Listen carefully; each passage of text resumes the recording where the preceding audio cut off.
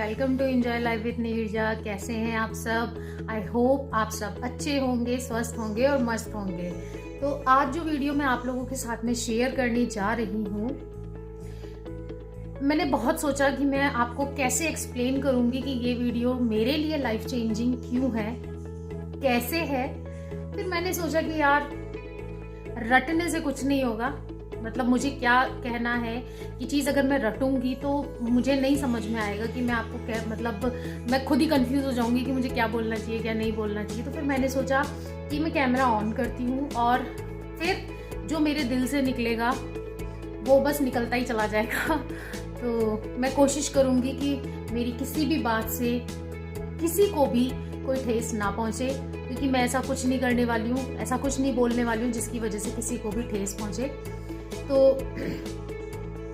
अभी जो वीडियो आप देखेंगे उसमें मेरे लिए लाइफ चेंजिंग, मतलब मैं शुरुआत करती हूँ शुरू से अपनी बात को कहने की। बहुत ज़्यादा लंबी स्पीच नहीं दूंगी, स्पीच नहीं दे रही हूँ, एक्चुअली अपनी बात समझाने की कोशिश कर रही हूँ कि जब एक लड़की की शादी होती है, शादी होकर जब लड़की एक नई फैमिली में आती है तो बहुत सारे एडजस्टमेंट करती है। ये बात मैंने आप लोगों के साथ में पहले भी शेयर की है। बहुत सारे एडजस्टमेंट लड़की करती है, कुछ एडजस्टमेंट लड़के वाले भी करते हैं, फैमिली भी, उसकी इन-लॉज फैमिली भी करती है। लेकिन मुझे आज तक एक चीज समझ में नहीं आई कि जो लड़की अब तक लड़की थी, शादी होने के बाद में जब वो आपकी मतलब आपकी फैमिली की रिस्पॉन्सिबिलिटी ले रही है, आपकी फैमिली के लिए सैक्रिफाइसेस कर रही है, सब कुछ कर रही है, तो थोड़ी सी फ्रीडम उसको होनी चाहिए या नहीं होनी चाहिए? होनी चाहिए ना, क्योंकि मतलब मुझे मैं एक्चुअली हमेशा, मैं और किसी बारे में बात नहीं कर रही हूँ, जो मैं आपको वीडियो दिखाऊंगी उससे रिलेटेड ही मैं आप लोगों से बात करूंगी। मैं बात करूंगी पहनावे को लेकर कि जब एक लड़की शादी होकर फैमिली में आती है तो क्यों उसे फोर्स किया जाता है कि वो साड़ी ही पहने, क्यों उसे फोर्स किया जाता है कि वो इस तरह से रहे, उस तरह से रहे। ठीक है, नई नई शादी होती है, नई नई शादी के बाद में साड़ी वगैरह पहननी चाहिए, सब कुछ है। लेकिन एक बात बताइए मुझे, किसकी वजह से, किसके कारण आप ये चीज़ें अपनी बहू से एक्सपेक्ट करते हैं? केवल समाज की वजह से कि समाज क्या कहेगा। लेकिन जब समय बीतता है ना, तब आपको ये रियलाइज होगा कि जिस समाज की वजह से आपने अपनी बहू को दबाकर रखा, मैं दबाकर ही बोलूंगी, दबाकर रखना ही बोलते हैं इसे, जब अगर एक बहू एक फैमिली में जाकर अपने मन की नहीं कर रही है, दैट मीन्स उसे दबाया जा रहा है। तो उसे दबाकर रखा उनकी जिस समाज के कारण, उसी समाज में जब नई नई बहुएं आती हैं तो वो बहुत ही मॉडर्न आती है। ऐसे टाइम पे ठीक है, लड़की ने आपके फैमिली को एक्सेप्ट किया, आपकी सारी बातों को एक्सेप्ट किया, लेकिन जब उसे जिन चीज़ों के लिए, जिसकी वजह से उसे दबाया गया या उसको मना किया गया, उसको फ्रीडम नहीं दी गई, जब उसी फैमिली की बहुएं मतलब उन्हीं चीज़ों को कर रही हैं और वो लोग अप्रिशिएट कर रहे हैं कि अरे वाह वाह वाह, हमारी तो देखो बहू कितनी बढ़िया आई है, कितनी ये वो, तो क्या बीतती होगी उस लड़की पर कि मुझे तो इसी समाज की वजह से तो मुझे दबाया गया और मेरी जिंदगी के इतने साल खराब कर दिए गए। आप सोच कर देखिएगा, मैं किसी को ठेस नहीं पहुंचा रही हूँ, मैं जस्ट एक बात कर रही हूँ, ये हर लड़की पर बीतती है ये चीज़। तो मैंने सोचा क्यों ना मैं आज के वीडियो में आप लोगों के साथ में ये चीज़ शेयर करूँ। तो मैं ये तो थी एक कॉमन बात। अब मैं अपनी बात करूँ, अगर मैं अपनी फैमिली की बात करूँ तो मेरी फैमिली बहुत अच्छी है, बहुत सपोर्टिव रही है शुरू से।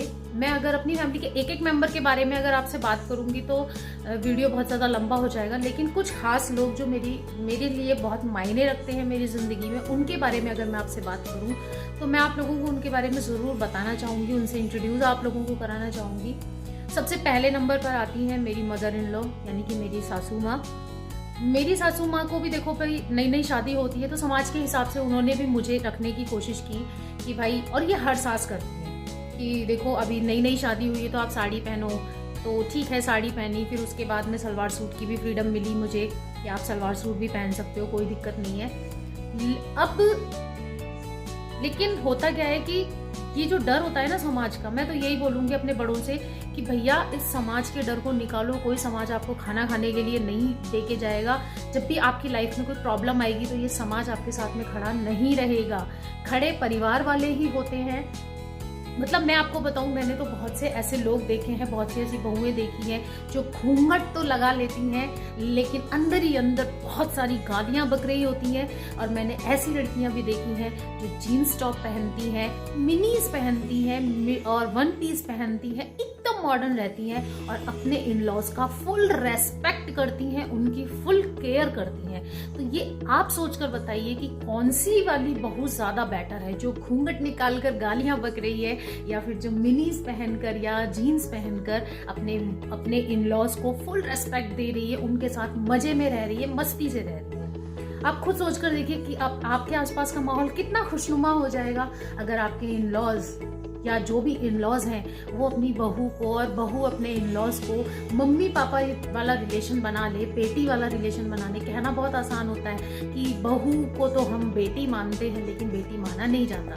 बेटी मानने का मतलब ये नहीं है कि आप उसको प्रेशराइज करो कि तुम्हें ऐसे रहना है, ऐसे उठना है, ऐसे बैठना है। नहीं, बेटी बनाने का मतलब ये है कि जैसी रेस्पेक्ट लड़की अपने मम्मी पापा की कर रही है वैसी ही रेस्पेक्ट वो आपकी करने लगे, तब आप ये मानिए कि हाँ आप उसके मम्मी पापा के बराबर हो चुके हैं और वो आपके लिए आपकी बेटी हो चुकी है। तो मतलब मेरी मदर इन लॉ शुरू से ही सपोर्टिव रही हैं। मतलब उनके जो फादर हैं यानी कि नाना जी, वो रेलवे में थे। तो जो हमारी नानी थी, जो नानी सास थी, वो काफ़ी मॉडर्न थी। वो मतलब जैसा कि मम्मी मुझे अक्सर बताती हैं कि वो स्लीव कट वाले, उस जमाने में सोचिए स्लीव कट वाले ब्लाउज पहनती थी, कितनी पार्टीज में जाती थी, अटेंड करती थी। जो उनके ऑफिसर्स की जो वाइफ्स होती थी उनकी कितनी पार्टी हुआ करती थी तो वो उसको अटेंड किया करती थी।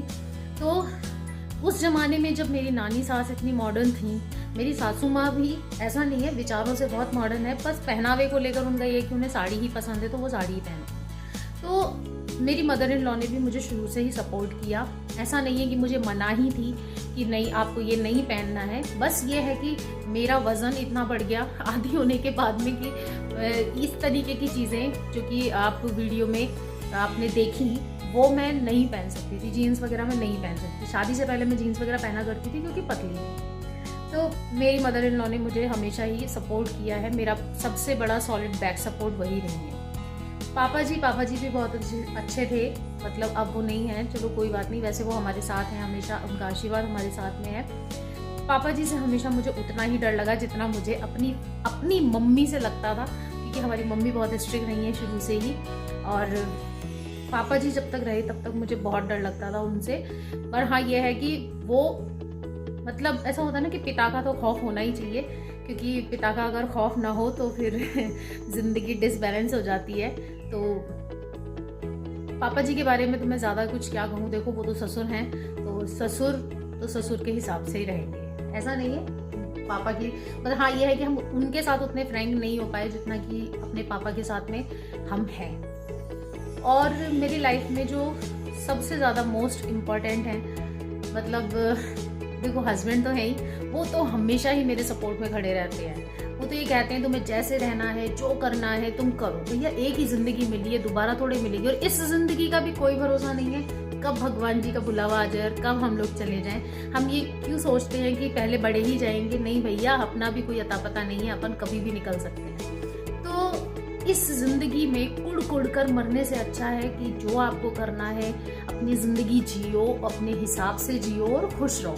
हाँ थोड़ा सा माहौल का ध्यान रखो कि आप गांव में जा रहे हो तो फिर वहाँ के हिसाब से रहना पड़ेगा, और जब आप शहर में हो तो फिर शहर के हिसाब से रहो। तो जो एक और मोस्ट इम्पॉर्टेंट पर्सन मेरी लाइफ में है वो है मेरी सिस्टर इन लॉ यानी कि मेरी ननद। वो जब से मेरी शादी हुई है ना, मतलब वो पता है मुझसे कितनी बड़ी हैं, वो मेरे हस्बैंड से भी बड़ी हैं, और मेरे हस्बैंड मुझसे 5 साल बड़े हैं। तो आप ये मान सकते हो कि वो मुझसे 6 साढ़े 6 साल बड़ी हैं। लेकिन शुरू से ही वो मतलब मेरे लिए एक फ्रेंड रही हैं। मैंने उनको हमेशा अपना दोस्त माना है, उन्होंने भी, मतलब उन्होंने मुझे एक छोटी बहन की तरह माना है। ये नहीं कि मैं भाभी हूँ तो मेरे ऊपर रिस्ट्रिक्शंस लगाएं कि नहीं तुमको ऐसे रहना है। ऐसा होती है, कुछ खड़ूस नंदे होती हैं, लेकिन मेरी ननद ऐसी नहीं है। मेरी ननद शुरू से ही बहुत अच्छी रही हैं। और इस चीज़ के लिए मैं उनको थैंक यू बोलना चाहूँगी। थैंक यू दीदी कि आप हमेशा सपोर्ट बनकर खड़ी रही मेरे लिए। देखो कुछ उतार चढ़ाव हर किसी की ज़िंदगी में आते हैं, मेरी ज़िंदगी में भी आए, कुछ अनबन भी हुई लोगों से, लेकिन फिर भी मतलब मेरे लिए बहुत बहुत अच्छी रही है मेरी ननद शुरू से ही। मतलब जब मेरी शादी के बाद में जब मैंने साड़ी से मैंने सूट पहनना स्टार्ट किया था, तो वो पहली शुरुआत मेरी ननद ने ही कराई थी। और अब की बार जब वो आई थी तो मैंने उनसे पहले ही उन्हें कह दिया था कि दीदी देखो अब मैं ना ये जीन्स वीन्स वगैरह पहनना शुरू करूँगी, क्योंकि मेरे हस्बैंड का बहुत मन है कि मैं इस तरीके से रहूँ, थोड़ी मॉडर्न बन के रहूँ, आज के ज़माने के हिसाब से चलूँ। तो फिर मेरी ननद ने भी मुझे कुछ नहीं बोला, वो भी मुझे बोल दी, बोले ठीक है, बोले हो गया बस, अब क्या है यार, मेरी शादी को 9 साल हो गए, 10वीं साल होने वाली है, अब क्या मैं मतलब वो नई नवेली दुल्हनी बन के रहूँ ना भैया, बस बोलिए जितना होना था। अब जो है मैं बस इंजॉय करूँगी अपनी लाइफ को अपने तरीके से, और मैं उम्मीद करती हूँ कि बहुत, और मेरे लिए मैं आपको यही बताना चाहती हूँ कि मेरे लिए लाइफ चेंजिंग इसीलिए कि शादी के 9 साल बाद, मतलब 9.5 साल बाद मैंने जीन्स पहनी, जो कि मैं पहना करती थी और मुझे बहुत अच्छा लगा। मतलब हर उस लेडी के लिए जो कि अपनी फैमिली के रिस्ट्रिक्शंस में रह रही हैं, जिनको अपने मन से पहनने का अधिकार नहीं है, उनके लिए ये लाइफ चेंजिंग ही होगा अगर उन्हें इस चीज़ की परमिशन मिल जाती है। और मेरे लिए लाइफ चेंजिंग इसलिए नहीं कि मेरे को फैमिली से परमिशन नहीं मिली, मेरे लिए लाइफ चेंजिंग इसलिए कि फाइनली मैंने खुद को थोड़ा शेप में किया, और भी ज़्यादा खुद को मैं थोड़ा शेप में लेके आऊँगी। और मैंने जीन्स पहनी है शादी के 9.5 साल बाद, मैंने ये जीन्स पहनी है। मतलब शादी के एक दिन पहले तक भी जब मैं शॉपिंग करने जाती थी ना, तब तक भी मैं जीन्स ही पहन कर जाया करती थी। तो मुझे नहीं लगता कि जीन्स वगैरह में कोई ख़राबी है, एक अच्छा आउटफिट है अगर आप उसे तरीके से पहने तो, और मुझे बहुत अच्छा लगा। तो इसीलिए मैंने आप लोगों से कहा इस लास्ट व्लॉग में कि मेरे लिए ये एकदम लाइफ चेंजिंग वो है। तो आई होप आप लोगों को वीडियो पसंद आया होगा। मेरी बातों से आप लोग हो सकता है सहमत हों, कुछ लोग होंगे जो ना सहमत भी होंगे, तो देखो वो तो अपनी अपनी चॉइस है, अपनी अपनी मर्जी है। मैं ये नहीं बोल रही कि हाँ भैया सभी लोग मुझसे सहमत हो जाओ या सब लोग मेरी बात को एग्री करो, कुछ लोग डिसएग्री भी होंगे। तो देखो भैया अपनी अपनी सोच है, जिसको जो सोचना है वो सोचे। मतलब अपने अपनी, मैं ये नहीं बोल रही, मैं ऐसा बोलकर मैं ये प्रिटेंड नहीं कर रही हूँ कि भाई मतलब है ना कि आप लोग आपकी सोच है आप सोचो ना। मुझे पता है कि मैंने खुद को 9.5 साल में जिस तरीके से अपनी फैमिली में रखा है, मेरी फैमिली बहुत सपोर्टिव है, बहुत अच्छी है, हमेशा मेरा सपोर्ट करते हैं। केवल मेरी यही फैमिली नहीं, मेरे ख़ानदान में सभी लोग बहुत अच्छे हैं, बहुत प्यारे हैं। और देवरानी तो मेरी है ही फॉरवर्ड मेरी देवरानी तो जो ये पहनती हैं जीन्स वगैरह, लेकिन मैंने ही थोड़ी देर लगा दी अपनी बॉडी की वजह से। बाकी मेरी फैमिली में कोई रोक टोक नहीं है इन चीज़ों को लेकर कि आप क्या पहनो क्या नहीं पहनो। थोड़ा डर सबको होता है, समाज का होता है, मैं मानती हूँ, हमारे बड़ों को भी था।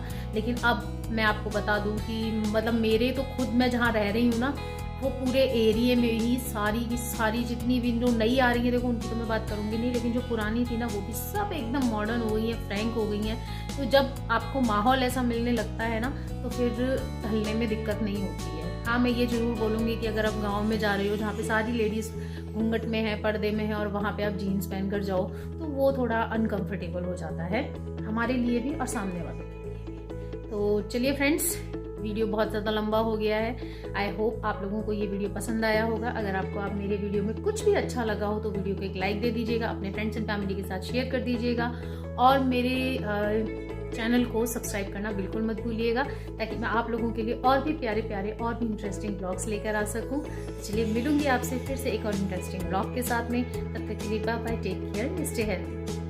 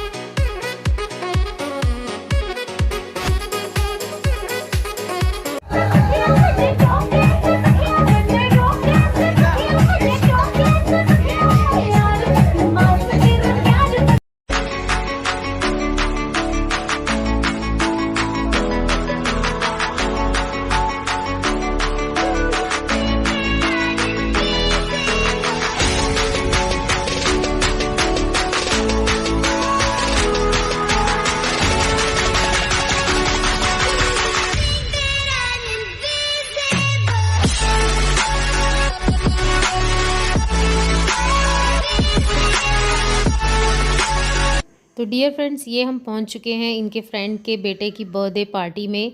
आपने देखा बाहर जो है डांस वगैरह चल रहा है, बड़े बड़े स्पीकर वगैरह इन लोगों ने लगा रखे हैं और ये है इनका डेकोरेशन। तो मैंने सोचा क्यों ना आप लोगों के साथ शेयर किया जाए। यहाँ पर खाना पीना हम लोग खा चुके हैं और अब चल रहा है इसका बर्थडे सेलिब्रेशन। तो चलिए आप लोग भी इंजॉय कीजिए।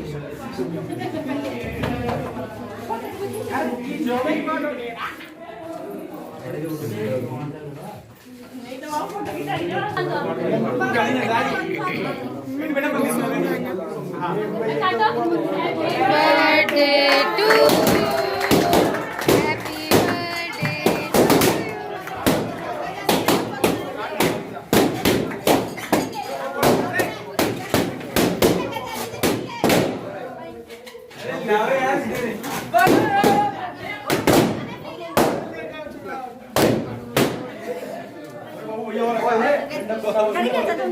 Happy birthday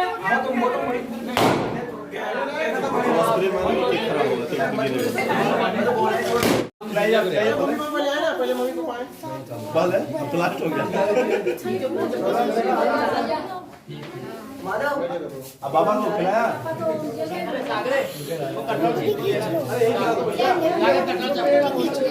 फोटो करने वाले तोड़ झकास फोटो ना तगड़ी वाली बढ़िया फोटो लेना ठीक है तुमसे दीदी चलो बहन आए दोनों दिव्या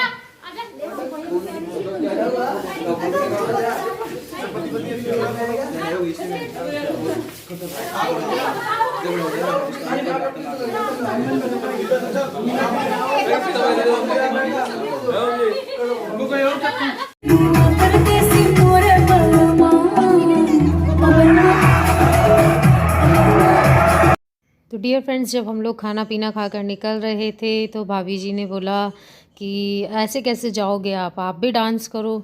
तो यहाँ पर हम लोग भी थोड़ा बहुत डांस करने लगे थे। मन तो मेरा हो ही जाता है जब इतनी फुल वॉल्यूम में स्पीकर ऑन हो तो डांस करने का मज़ा ही कुछ और है।